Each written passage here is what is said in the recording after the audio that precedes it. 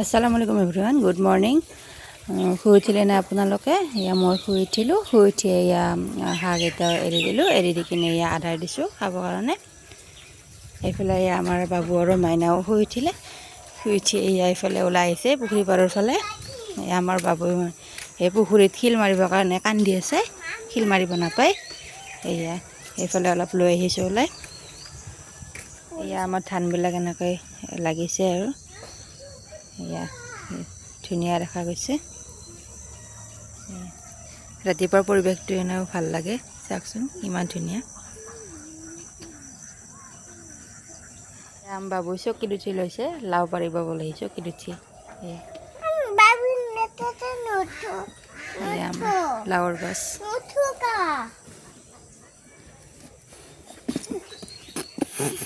লহাৰ কাৰণে কান্দি আছে আৰু শিল মাৰে পুখুৰীত, কান্দি আছে লৈ অহাৰ কাৰণে।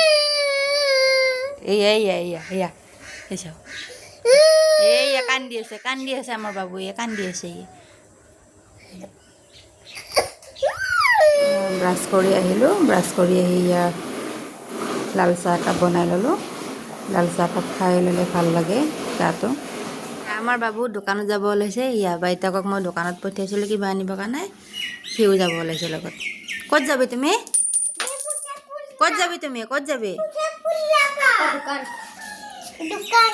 টাটা।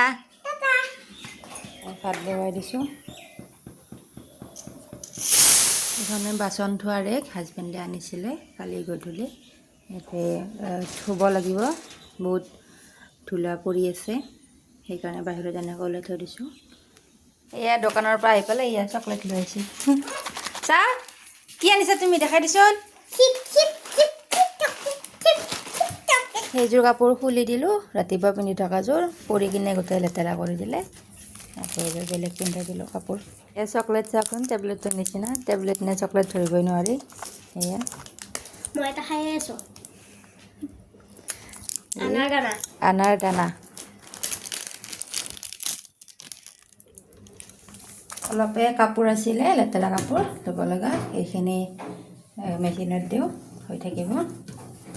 আজি এঠাইলৈ যোৱাৰ কথা আছে, সেইকাৰণে সোনকালে ধুই দিওঁ কাপোৰখিনি।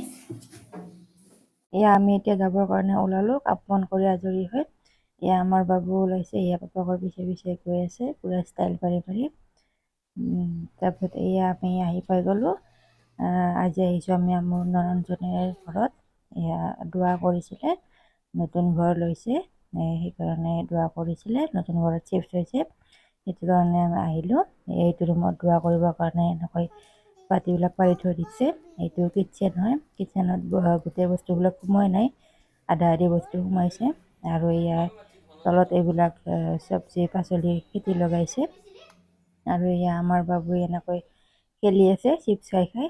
এয়া পিয়ানো এনেকৈ বজাই আছে। তাৰপিছত শুই গ'ল, শুই উঠি কিনে এয়া ভাত খাই আছে, পাপাকে ভাত খুৱাই দি আছে। আৰু এইফালে আমাৰ এয়া ল'ৰা ছোৱালীবিলাকে এনেকৈ খেলি আছে। সিহঁতে ক'লে ময়ো বোলে সিহঁতৰ লগত খেলিব লাগে, সেইকাৰণে ময়ো অলপ খেলিলোঁ সিহঁতৰ লগত। এয়া মোকো চকুত কাপোৰ বান্ধি দিছে। সৰু বাচ্ছাৰ কথা কি ক'ব আৰু। এয়া ময়ো খেলিলোঁ আৰু সিহঁতৰ লগত অলপমান খেলি ভালে লাগিল। আমি সৰুতে বহুত খেলিছিলোঁ এইবিলাক। মই অলপ খেলিলোঁ সিহঁতৰ লগত, সিহঁতে ভাল পালে খেলাৰ কাৰণে। এয়া চাওকচোন উৎপাত সিহঁতৰ, কেনেকৈ দৌৰি আছে, মোক ঘূৰাই আছে আৰু এনেকৈ দৌৰি আছে এনেকৈ। তাৰপিছত এয়া বাবুক ছাতৰ ওপৰত অলপ লৈ আহিলোঁ খেলিব দিবৰ কাৰণে। এয়া বেলুন লৈ খেলি আছে বাবুৱে। তাৰপিছত এয়া চাওকচোন, এয়া ওপৰৰ পৰা ভিউটো কিমান ধুনীয়া দেখা গৈছে, এই আবেলিৰ সময়ত। তাৰপিছত এয়া হাজবেণ্ডে অমিতা দুটা পাৰি ল'লে ঘৰত নিবৰ কাৰণে।